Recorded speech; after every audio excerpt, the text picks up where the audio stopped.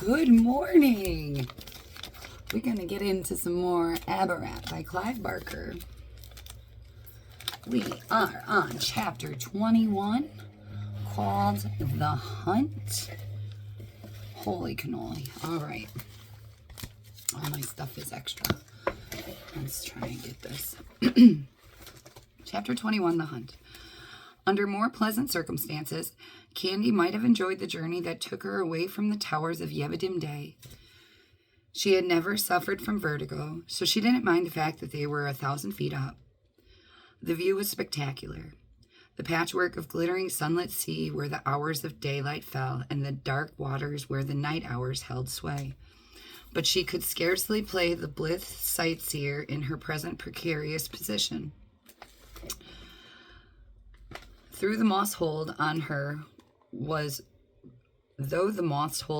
reasonably secure, it was clear to her that she was a burden that the creature's anatomy was not designed to support. Every now and again there would be a breath-snatching moment when its spindly legs scrambled to secure a better hold of her. Whenever this happened, Squiller automatically clamped himself more tightly to her head, like a climber clinging for dear life to a rock face. Nor was her fear of being dropped her only concern. Worse, in a way, was the threatening chatter of Mendelssohn's Shape. "I'm sure you thought you'd never see me again, eh?" he said. She didn't reply. "Well, you should know," he went on, "I'm not the kind of man who gives up easily. If Lord Carrion wants you, then Lord Carrion will have you. He is my prince. His word is law." He paused, plainly hoping to get some fearful response from her.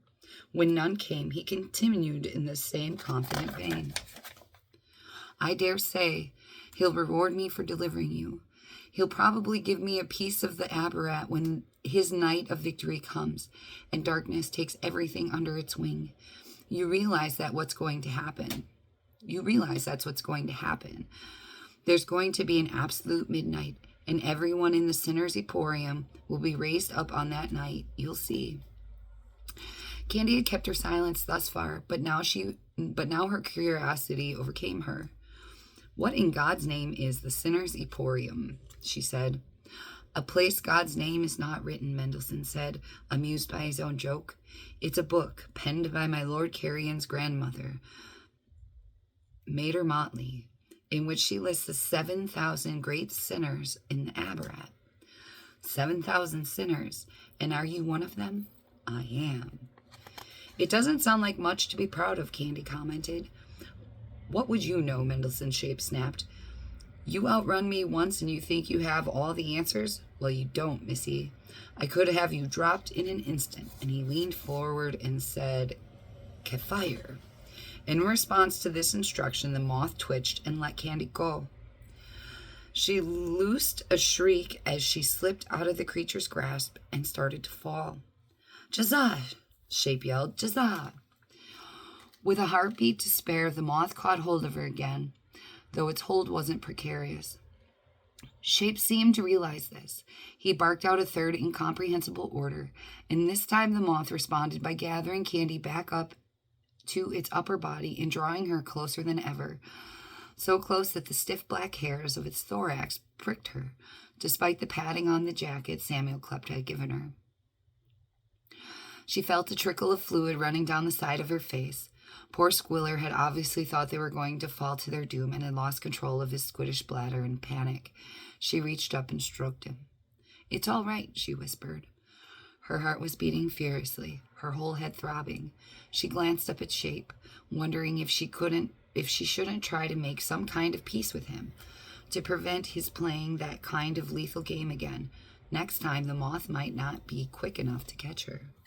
Here's some photos. Oh, and the page that fell out.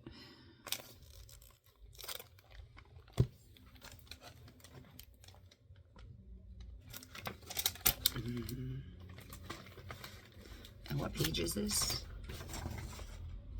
This one. But Shape's attention was focused upon something ahead of them. She followed the line of his gaze and saw a fleet of 5 or 6 air balloons appearing from a bank of moonlit cloud, perhaps a quarter mile away. "What the nefernow is this?" she heard Mendelssohn mutter to himself. "Nefernow," she thought. "I think I just learned my first aberration word. Curse word, curse word." Apparently, someone in the fleet had seen the moth, because the leading ship was changing direction and heading toward them. "Skrill, skrill," Mendelssohn yelled. The moth obeyed the instruction and began a vertiginous descent. It was so steep that Candy feared she and Squiller would slip right out through the loop of the moth's legs. So she reached up over her head and grabbed hold of the creature's thorax with both her hands, indifferent to the pricking of the hard hairs. An island had come into view below them. If they fell now, they would be dashed to death. She had to hold on. Her abductor was her only hope. She glanced up again toward the fleet of balloons.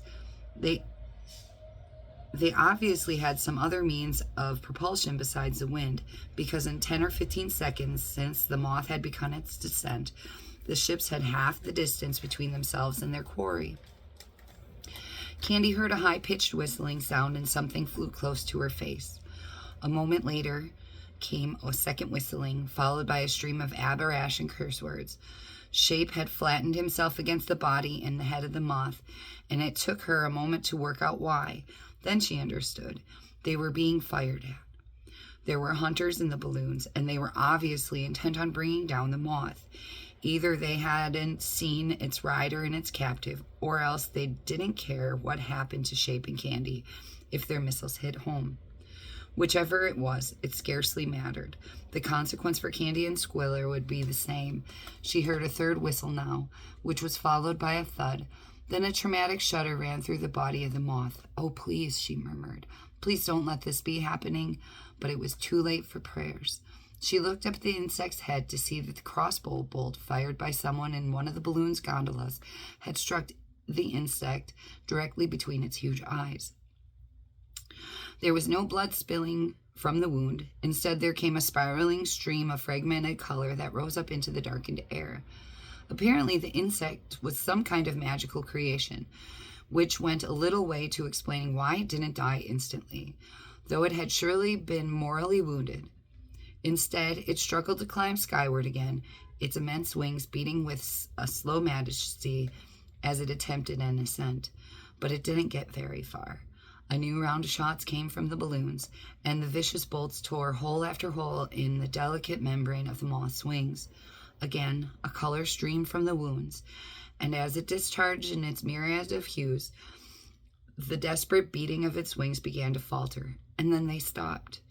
Their descent began a second time. Candy looked back up at Shape. He was still bent close to the moth, desperately whispering to it in a panicked attempt to bring it out of its dive, but it was a lost cause. Shot from the sky, the moth fell and fell and fell. All Candy and her pursuer could do was hold on as the insect gathered speed and raced toward the unforgiving earth below. And that concludes Chapter 21 and Part 3. Whoop whoop. Have a beautiful day.